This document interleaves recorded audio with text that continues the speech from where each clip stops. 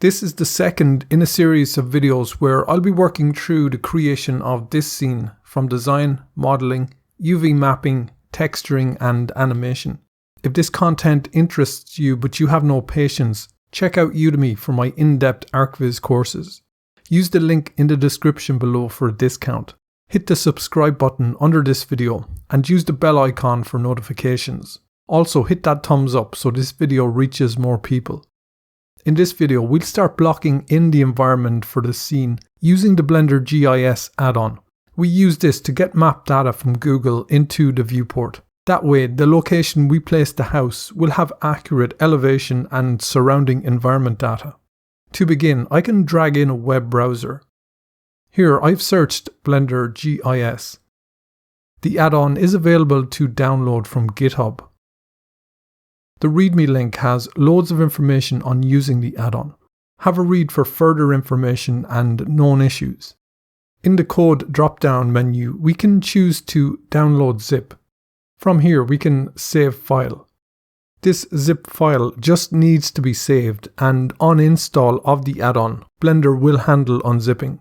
So let's open back up Blender. We can press F4 for the file context menu and open Preferences. Now open the Add-ons tab. Up top, we can click Install. Navigate to where you've saved that Blender GIS file. Select this now and click Install. If that installed, it will appear in the list. Put a check mark in the box and enable it. We can leave the defaults as they are and close Preferences. A new GIS menu is now available up top here. Let's first press A to select everything and press X and delete. Now in the GIS menu, we can come to Web Geodata and set up a base map. The source can be Google and the layer satellite. So we can click OK and start that process. The view changes to top and the satellite image becomes visible in the viewport. Roll the mouse wheel to zoom in and out. Use the left mouse button to position your target on the red and green lines at the center of the world. Press G to open search. In the Go To field, search a location you'd like to view. I can type in Dublin. Increase the zoom level to 12. Now click OK. That will update and center the location to that zoom level. Adjust the position and choose a location you want. Take your time here and find somewhere that you think will work. Whatever is visible on the screen will be what is exported. Right now I'm at a zoom level of 19 and that will be fine. We can get a slightly higher resolution map if we first press L to lock this zoom range, then zoom in to 22. If you are taking a larger area of map, the amount of data will increase and the download times will also increase. To export this, press E. That will take a few moments to build in the viewport and export the map to a textured plane in the scene. The next step is to get the elevation data. So let's come back and this time get elevation SRTM. We can leave the defaults and click OK. That retrieves the elevation and applies it to the plane. And we can see that if I rotate around here. The final step is to get the 3D environment data for the surrounding buildings and roadways. So let's come up to GIS and this time get the OpenStreetMap data. Here we can choose what type. Press Shift to select multiple types. We can get both buildings and highway. The remaining defaults are fine, except we can lower the default height to 8. Now click OK. That will load in the models of the buildings and the roadway.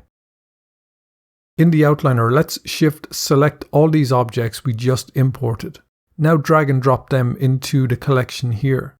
We can double click and rename this GIS and store these inside here. Next, we can take the road object that we imported and form roads and footpaths using modifiers and profiles. In the outliner, we can right-click and create a new collection. Double-click and rename this roads. In the scene, we can press M and move this into the roads collection. Let's clean this up before adding the skin modifier, so tab into edit mode. Press the / key to isolate the object. Select any vertices that are not wanted or disconnected. Press X and delete these. Select it all and press M and merge by distance. That will remove any extra vertices. In the modifiers tab, we can add a skin modifier to the road network. Press N and open the sidebar. Here in the vertices data area, you can control the width and thickness of the road using the mean radius X and Y. The X controls the width and the Y the height. We can increase the Y to 0.2 for the moment, but we'll be removing the bottom faces later. To determine the width, let's return to global view. Now we can increase the X to match the width of the road. Rotate around so we can see how much to increase this. Next, we can tab back to object mode and apply the skin modifier, so press Ctrl+A and apply this. Let's isolate this again. Press Ctrl plus numpad 7 for bottom view. We can tab in here and switch to face selection. Deselect all faces first. Press C for circle select and select all the bottom faces. I can rotate around here and zoom into this edge. We can press Ctrl plus numpad plus to increase the selection. Press X and delete faces. That leaves just the top faces. Press numpad 7 for top view. Press Z and switch to wireframe. There may be some vertices that are overlapping. Just rearrange where necessary.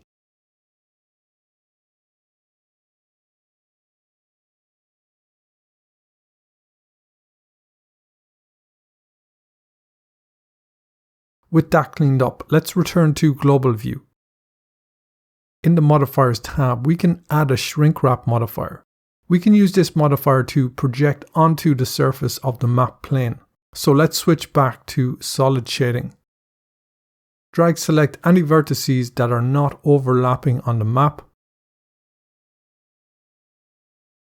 Press X and delete these. Now use this picker and select the plane. The roadway will snap to the face. Check on this cage option here to see the modification in edit mode. Let's tab back now. We can press Shift+D to duplicate this and right click. Press F2 and rename this Footpaths. Right click on this and convert this to a curve. That way we can use the bevel profile option. That automatically applies any modifier. Let's isolate this and tab in here. Select the two vertices on the end of each street. Press X and delete segments. Repeat that on all the end sections. We don't want this to return around the ends.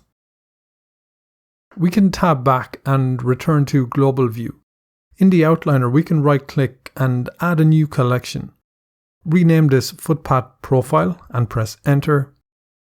In the scene, press Shift+S and put the cursor back to World Origin. From the Add menu, in Mesh, we can add a plane. Let's isolate this object. Make sure you're in a top view. Always best to create profiles from a top view. Let's tab into edit mode and select it all. Press M and we can merge at center. Make sure the selection type is vertex, as the other two options won't extrude a single vertex. Press E, Y, input 0.18 for the curb height and press enter. To create a slight taper, press GX, input -0.05 and enter. Now EX, input -0.15 and enter. Now extrude down -0.04.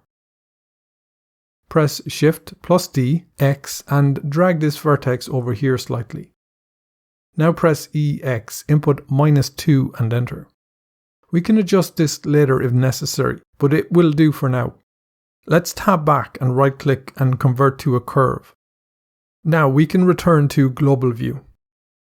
In the outliner, we can select the footpath object. In the object data tab, we can expand geometry. Now expand the bevel area. Switch this to Object and in the menu, choose the plane. That applies the footpath profile to the edge of the footpath. If this is reversed like mine, tab in and select it all. In the Segments menu, we can switch direction and flip the footpath outwards. Feel free to detail the footpath profile further to add more detail, but that will do for now.